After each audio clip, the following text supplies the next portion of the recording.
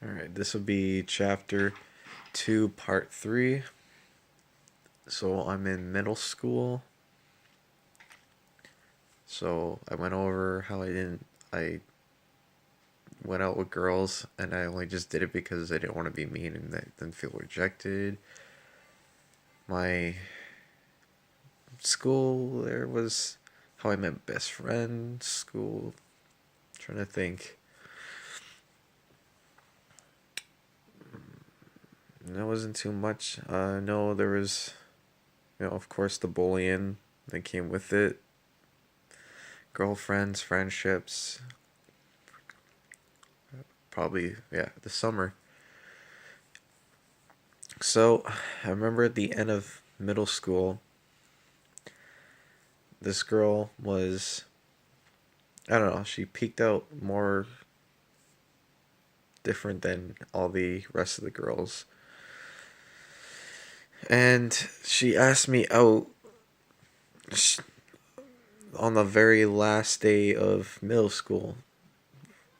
Well, not really last day, but like before the summer, because it was summer vacation, summer break. And, I thought I'd be like, sure. I mean, I thought she was cute. I don't know. I just felt a really good vibe off of her.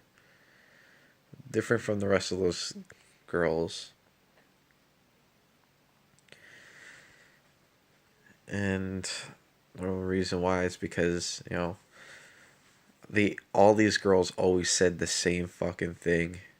Oh my god, you look like a young Taylor Lautner. I want to be with you, as if I was an object or like a trophy boyfriend or something that all the girls wanted to have me because I looked handsome or good looking, or but I deep down I knew that it was wrong because I'm not an object. And not only that, I always saw relationships to be more serious than that. Like, I know they would like the outside, but they would not like the inside of me, who was a very tormented, broken, angry person. But this one, I decided to try to give it a chance kind of thing. And right away, she was all about the I love you and kisses and hugs and stuff. And I'm a very, it's hard for me to express uh, love or that kind of mushy emotions, because growing up I never had that. I never got it from my mom or dad or I don't know. It was a very off feeling. I never took it in, and even to this day, I've never felt too much of it. Like, I know what I sense what love is. I mean, I've been with my relationship for 4 years now, and I do care deeply for a lot of people, and certain people I would act for those specific people that I wouldn't act for anybody else. So to me, that's what love is. And I emotions that came with it. It's very, I don't know. It's eerie to me. Like, I feel like it's like a fear, but it's not. I just feel heavy in my heart when it comes to stuff like that. And I love you really was still a word that really kind of grossed me out. I just never liked it too much.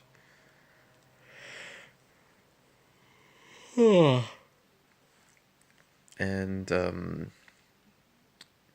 like, we started off slow. We did like kisses here and there. We little small makeouts. I mean, make out to me back then was like more than like three kisses, and we just cuddle. And that's what it was. And for her, she was more, I guess, more mature about the relationship than I was, because I just saw it as like a little girlfriend, summer hits. It's just something to do. But I felt really pressured for certain things in that relationship. She wanted me to call her every night and tell her I love her, and she wanted to like make out a lot and do like more things that two people do in a relationship, and I didn't feel like I was ready. I felt like she was pressuring me to do more, and I was definitely not ready for that. And so I felt very well. I snapped a few times at her because I didn't know what to do. I was scared, I was nervous and worried. I'm confused. Like, I mean, it's one of my first relationships, a serious relationship with a girl, because I've been with mostly boys before then. And with her, I don't know, it didn't end very well because I think halfway through the summer, she called me. She says when school starts, I think we should take a break, and I just full on said, you know what, I think we should just break up because I felt very, I don't know, I was not ready for a relationship. I guess I was just not. And kids these days, they don't really understand that when you're not ready for a relationship, you just don't hop into one. They just don't want to be alone. And here I was, admitting to myself and the world and the person I was with that I'm not ready for one. I thought that was very mature and grown up of me to do. Like, we didn't really argue too much on the phone. She's just like, if that's how you feel, that's how you feel. And I said yes, and that's how I. And we just, I don't know, we just ended off. I did feel hurt. I did feel sadness, but I felt happy to not have that on me, like a less responsibility thing. I was still okay with just messing around with girls here and there. I don't feel like I was ready to settle down in the commitment part of it. So for the rest of that summer, before we start school again, and my brother would always have like these little girls hanging around him and always hanging off of him and always talking and stuff like that. And he always had like so many different girlfriends. Like, this guy was like a man whore. He was a fucking player, and he always tried to pull the nice guy act, and really he was just being really selfish and self-centered. Not only that, and this go on for years, since like I started hanging out with him on the day I came back from Ontario to New Brunswick. This was the thing he always did every single time a female was around. If he wasn't with them, in relationship wise, he would try to go after them. And even if he had a relationship, he wanted to have like a second chick just in case that didn't work out, as if he always had a backup plan. So he always have all these girls around his fingers.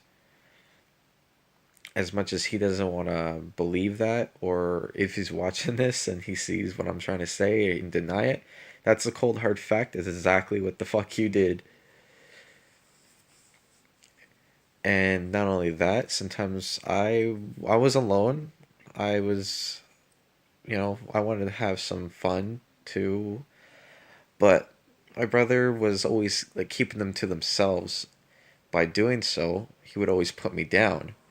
So here I am. I'm growing up. I'm becoming more mature, more of a man. Not only with that, I'm growing hair and my body's growing. I'm puberty. I'm growing hair in places that just started growing, like my back, my chest, my crotch, my ass, my armpits, my like hair. I'm growing up. I didn't feel ashamed of it. I was okay with it. I know what I was doing, but my brother always seemed to put me down with that.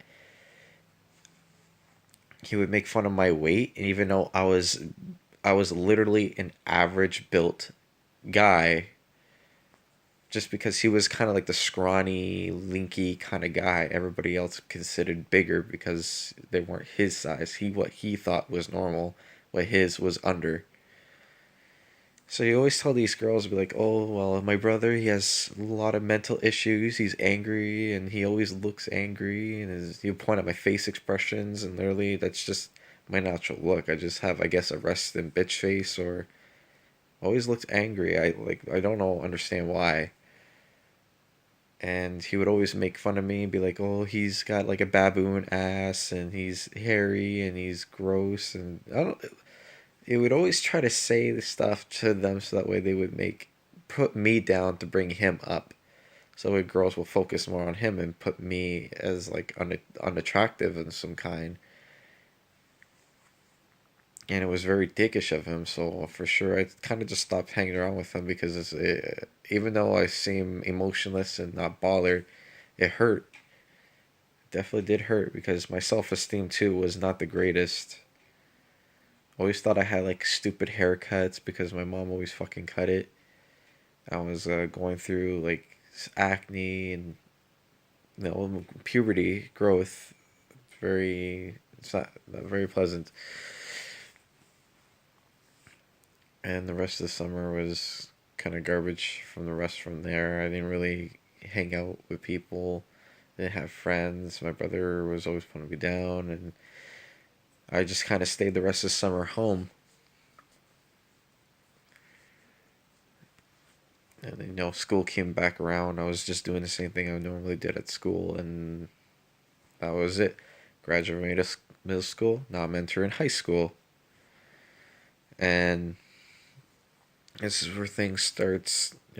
I think started completely falling apart here, because now I'm 14 or 15, going in grade 9, and I'm with my best friends, and going to classes and stuff like that. But now I'm feeling more. I'm happy. I'm in high school. I made it this far.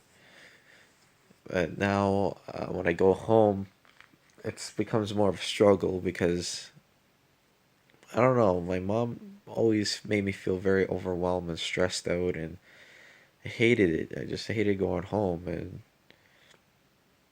not only that, I felt like my depression started rising from there, and my suicide thoughts happened, and my depression came around, and I began to have nightmares, and I, I had like shit sleep. Even though I try to go to bed like right on around 10, 11, I try to make sure I had like 8 hours of sleep. But oh, I had a hard time passing out, and I was, nightmares, just this constant nightmares. And the nightmares always had to do with death or me dying or tortured or just pain. I remember always waking up in cold sweats or even tears, and it was such a miserable time waking up, and me being tired all the time, and with the depression, and my younger siblings, all three of them, always fucking bug like, it just felt overwhelmed, and I didn't have the proper guidance and ways of dealing with it. My mom's solution was just bitch at me until I smarten up. And my stepdad was more like insulting me and also putting me down to top that off.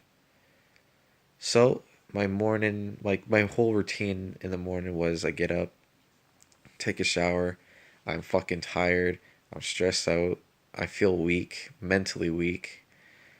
I walk to school, I enjoy the time I have there, annoy the fuck out of everybody because I was that kid, and then take the long way back home to I feel miserable, depressed, and everything else that came with it.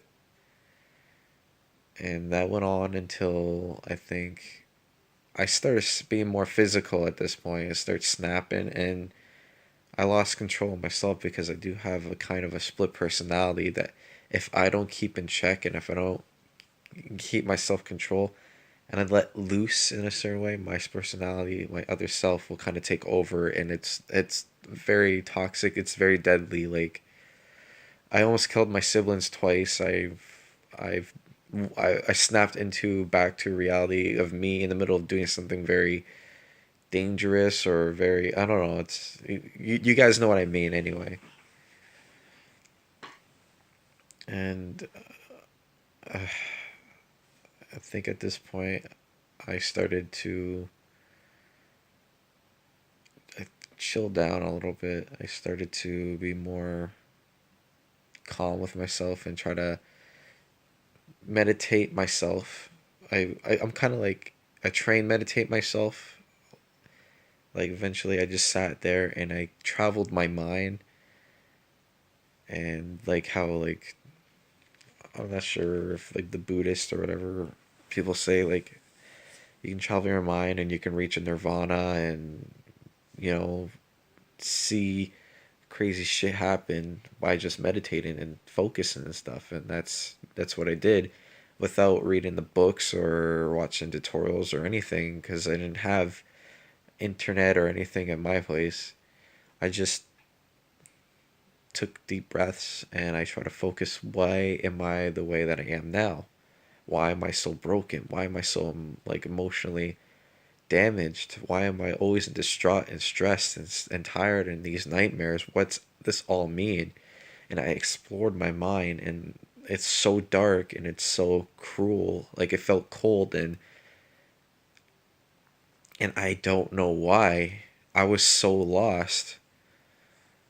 I was just in a limbo of pain and misery, and I have no idea why. And this is coming from a 14 or 15-year-old me with no guidance. I grew up with no mom or dad, and it's it's so hard to explain of how lost you can be. Like imagine being in the woods in the middle of nowhere and you barely have a working compass. Good luck finding your way home, you know? And I started doing that, and eventually I my emotions or my personalities started acting up in ways, and I just eventually at times would lose it. And my mom and I would get into like physical fights sometimes. And not only that, I when it became physical fights or if I anything, I just accepted the beating, or I would punish myself,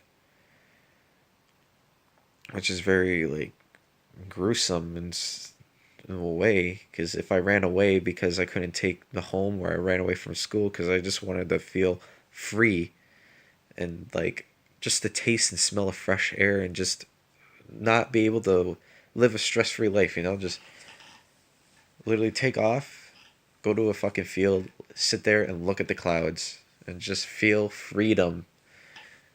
Because home was a fucking prison. And I remember always running away and stuff like that. And if I knew if I did something wrong, my mom, I can tell in her tone or emotions and stuff, I basically ground myself. I go in my room and I sit there and I face the wall and I just wait the day out. Or sometimes I'll self harm. Like I'll take a belt and I whip the fuck out of my back with it, or I would burn myself, or you know, just self harm stuff. I don't really need to go into too much details with it. And then that day finally came where my mom and I got into like almost a fist fight, and it I and basically ended up back in a foster home. Like we got into a fight, and I think I broke something, and my mom just fucking lost it with me. Like her patience were completely gone, and I kind of blacked out, and then she blacked out, I guess, and then eventually I snapped through with her on top of me, and she's clawing at my face, and I had like scratch marks going down this way, and up here going down this way, and she threw me onto the ground, and then she kicked me in the stomach, and I guess she punched me in the face or something because I had a black eye. And I think at this point now, I'm just gonna fucking run away. I don't give a fuck anymore what she had to do or say. My respect for her was gone. This was no home. This was no family I wanted. And all these years of me suffering and torturing, and I just want a fucking simple life. And all I had in the end was this, going back to square one. I've been through so much. I've done so much. I'm just a lost child, a lost soul looking for happiness. And as soon as I have it, it's just ripped away from me. And at this point, I was into back with my social workers, and I think I just took off because I couldn't deal with my social workers, my mom, and my family. And this is where I had more drastic suicide attempts.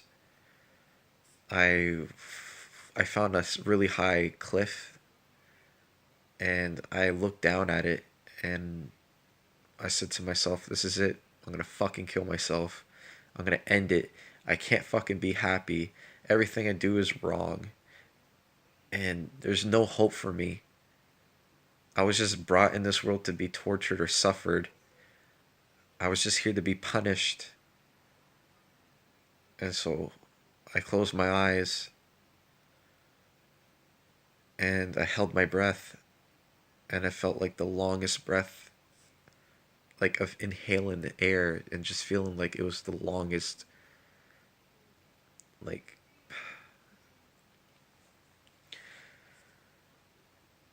And then as soon as I lifted one foot up, and I was about to just drop head first into that fucking whatever feet fall to my death. I just had like a flash of like hope. So I stepped back and I like fell down to the ground and I just started breathing, and it was just, I said, "I'm not gonna go." And all these times my mom calling me, putting me down and saying like these hurtful things, and I was gonna prove to her all my goals, all my things I wanted to do, everything I'm gonna prove to her that I'm gonna make it and I'm gonna fucking do it. Told my mom I was gonna be a gamer and make a fucking job out of it. I'm a YouTuber that does gaming now. I told her I'm gonna be an artist and I'm gonna paint a wall in this fucking town. I'm painting a wall in this town. I used to be an art teacher assistant, and I said I want to do animations and draw anime and stuff. I'm a fucking amazing drawer. I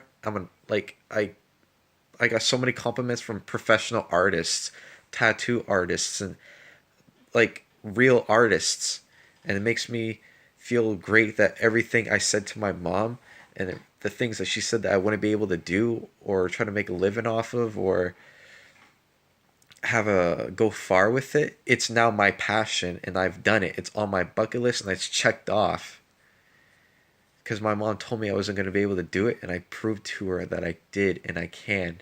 And I'm not done yet. I still got more to do and show her the prove her that everything she says, she can eat her own fucking words.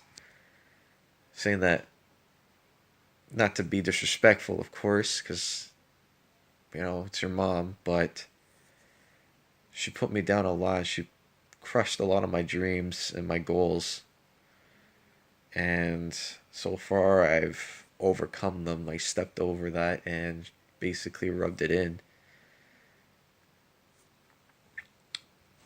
So it's a little, we got off topic to more of a motivational talk, but I guess in my next part of my life, I'll start off with how I got into this new foster home and what happened from there, and um, what I was thinking about during that suicide episode. So thanks for watching the whole fucking shebang of like and subscribe, whatever. I don't care if you do or not. And I will tell you what my vision and my next part of the story will be in the next part, which I'll probably try to do tomorrow. So if you're watching this, it'll be up tomorrow around the same time. And thank you. Just thanks for all the people that are messaging me and um, not as much as looking out for me, but keeping me in check and letting me know through Facebook, which is Chase Sweeper, and leaving comments or messaging me like they like my story, they like my videos, my motivation, and my hard life and how I'm still here to this day. And I really do appreciate it, guys. It makes my day when I see those messages and comments saying like those things. So they're they're not blown away. Like I see them. I see you guys and I recognize it. So thank you so much. All right.